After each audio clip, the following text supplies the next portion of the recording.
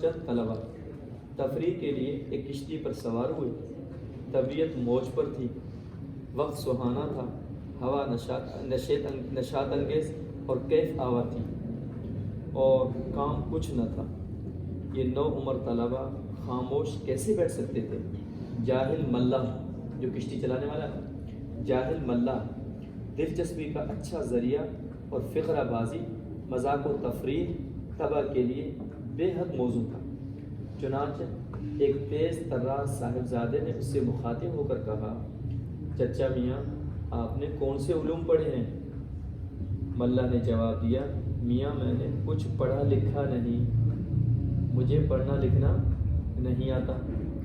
صاحبزادے نے ٹھنڈی سانس بھر کر کہا، ارے آپ نے سائنس نہیں پڑھی؟ ملا نے کہا، میں نے تو اس کا نام بھی نہیں سنا۔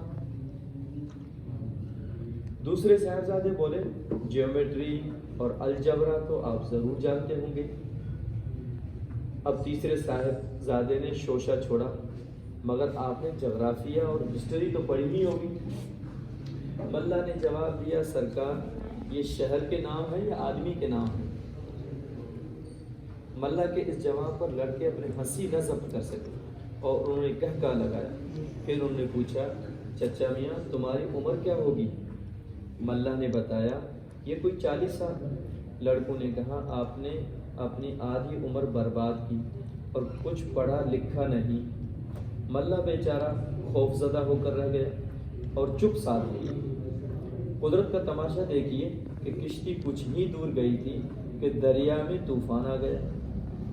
موجیں منہ پھیلائے ہوئے بڑھ رہی تھی اور کشتی ہچکولے لے رہی تھی۔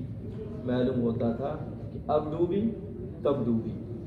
دریا کے سفر کا لڑکوں کو پہلا تجربہ تھا۔ ان کے اوسان خطا ہو گئے، چہرے پر ہوائیں اڑنے لگی۔ اب جاہل ملا کی باری آئی۔ اس نے بڑی سنجیدگی سے منہ بنا کر پوچھا، بھیا تم نے کون کون سے علم پڑھے ہیں؟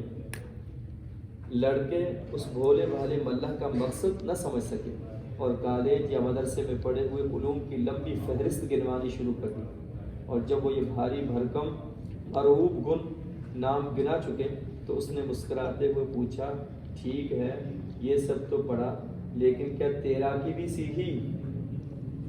اگر خدا نخواستہ کشتی الٹ جائے تو کنارے کیسے پہنچ سکو گے؟ لڑکوں میں کوئی بھی تیرنا نہیں جانتا تھا۔ انہوں نے بہت افسوس کے ساتھ جواب دیا، چچا جان یہی ایک علم ہم سے رہ گیا ہے، ہم اسے نہیں سیکھ سکے۔ لڑکوں کا جواب سن کر ملا زور سے ہنسا اور کہا، میاں میں نے تو اپنی آدھی عمر کھوئی، مگر تم نے تو آج پوری عمر ڈبوئی۔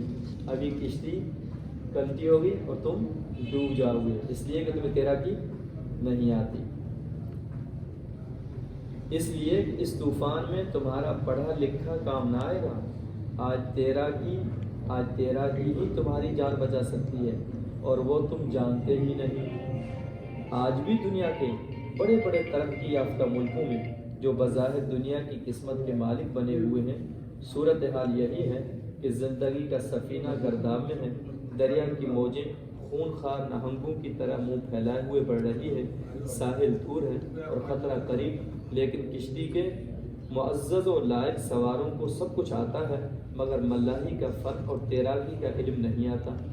دوسرے الفاظ میں انہوں نے سب کچھ سیکھا ہے، لیکن بھلے معصوم، شریف، خدا شناسی اور انسانیت دوست انسانوں کی طرح زندگی گزارنے کا فن نہیں سیکھا۔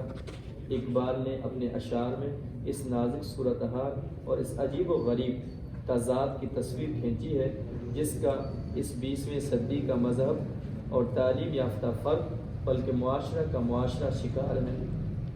اقبال کے اشعار کیا ہیں؟ ڈھونڈنے والا ستاروں کی گزرگاہوں کا، ڈھونڈنے والا ستاروں کی گزرگاہوں کا، اپنے افکار کی دنیا میں سفر کر نہ سکا، اپنے حکمت کے خم و پیچ میں الجھا ایسا، آج تک فیصلہ نفع و ضرر کر نہ سکا، جس نے سورج کی شعاؤں کو گرفتار کیا، زندگی کی شب تاریک کو سحر کر نہ سکا۔